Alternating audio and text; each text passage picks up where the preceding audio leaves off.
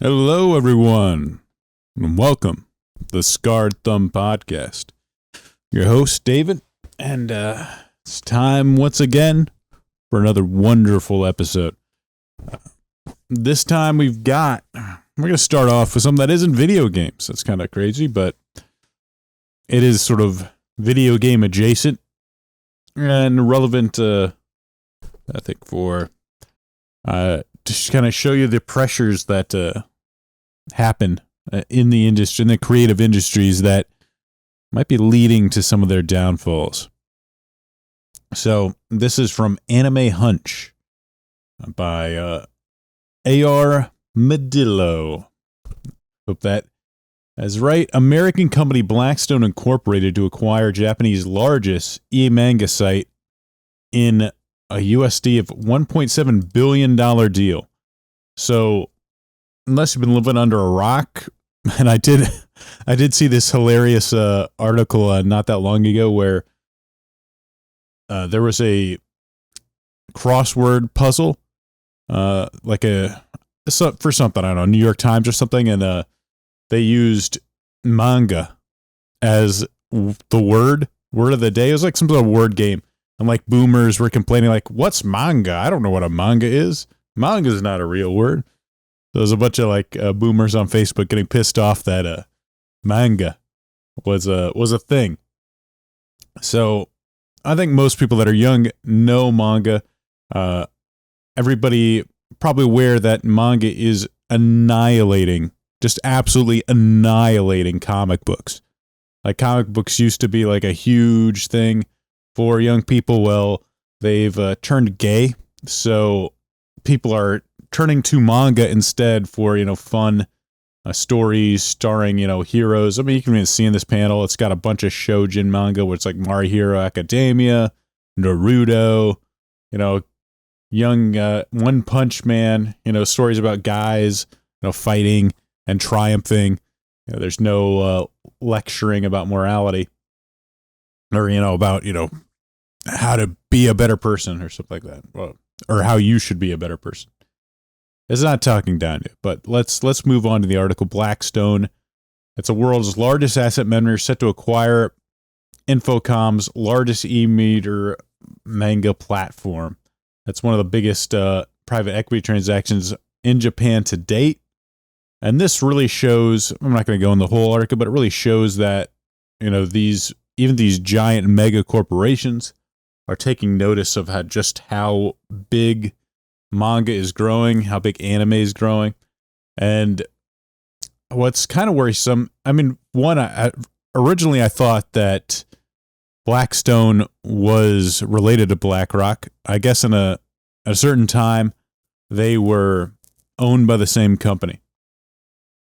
But that is not the case anymore. In fact, the leader, Stephen A. Schwartzman, is a Donald Trump supporter. He was a person on the cabinet, not necessarily, but I mean, if you look at early life and education, you might notice something that might disturb some people, but I'm not going to mention anything about that. We'll move on. But it's not BlackRock ESG per se, but that's not too. But that's why like the sort of DEI ESG stuff can sometimes be, I don't want to say a red herring, but it gets a little bit too much focus. Because I mean, look, here's the most disturbing part: is Blackstone plans to expand Infocom's original content, focusing on genres popular with its primarily female readership, a demographic with growing disposable income. And this is the death knell for all male-centric entertainment. It's video games, it's comic books. Hey, I guess if you might have noticed, some of the young adult novels that they come out that is focused on women and how bad they are. But so ESG, DI, whatever. This is women have money, and that's what almost every company in America knows. Women have a shitload of disposable income.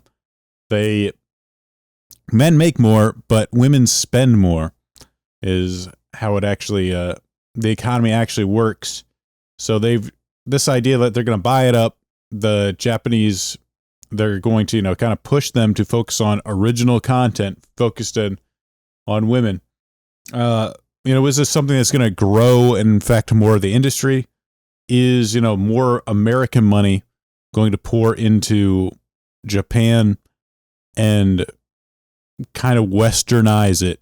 Because, manga artists, they got to make a living, and they're not dumb.